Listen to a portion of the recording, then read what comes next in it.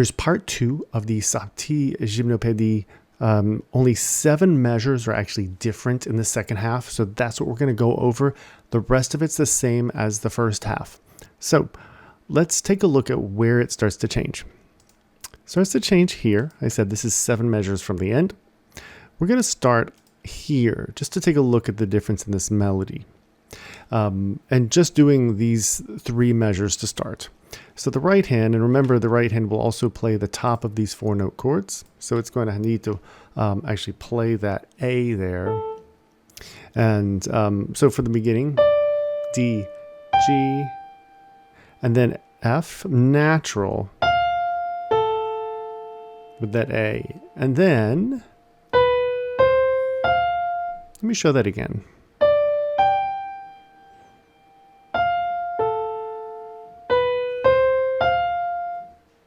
Now for the left hand, the first chord, just like it was on the first page, and then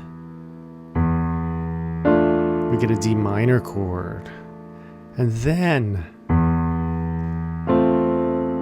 the F major chord here instead. So totally changing the chords that are being played.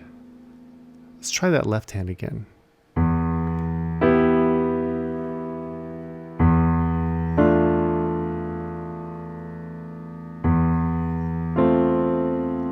Stays on an E on the bottom each time. Now, hands together, just that spot.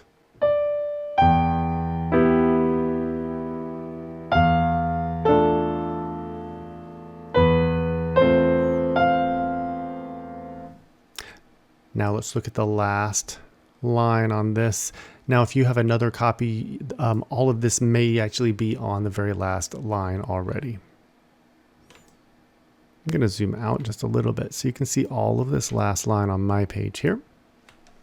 Then the right hand, we just ended with the F natural there. So then I'm going to play. Now we have another one here. This is another A added with this chord.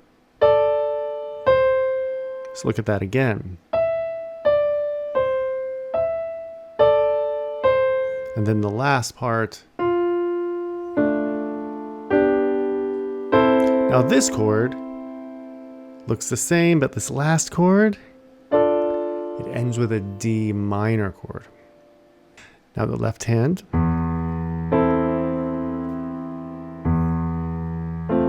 Now something about this third to last measure, different ways I've seen it written. Oftentimes it's written with the left hand actually playing 2 notes each time, which would mean instead of just playing E, then B, E, it would be E, and then B, A, E, B. I often see it written that way. So I'm going to show it that way, so that both ways. So first we have, and then the last 2 are as written. So let me show it the way I have it written here.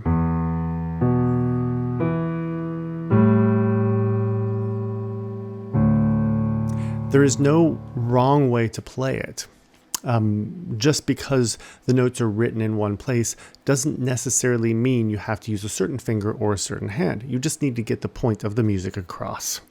So I'm going to play it as written in here, and then I'm going to also play it with the left hand playing 2 notes instead of just 1 note.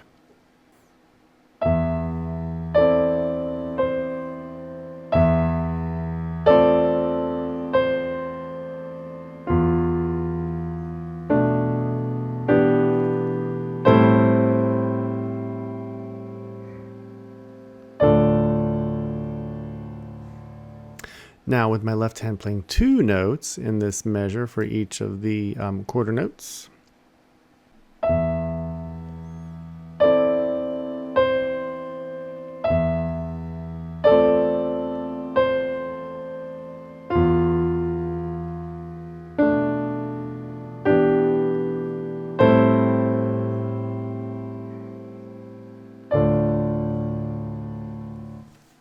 All right, so you get the idea.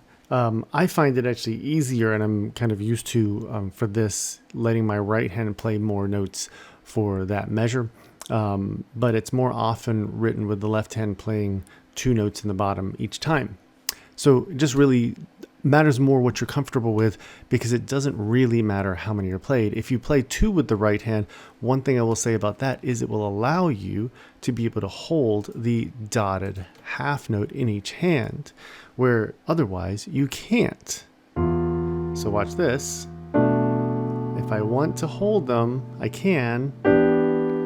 Whoops, I'll let go of it, but you get the idea. I can actually hold it, but if I do this, now there's no way. I have to move my left hand up to be able to do it.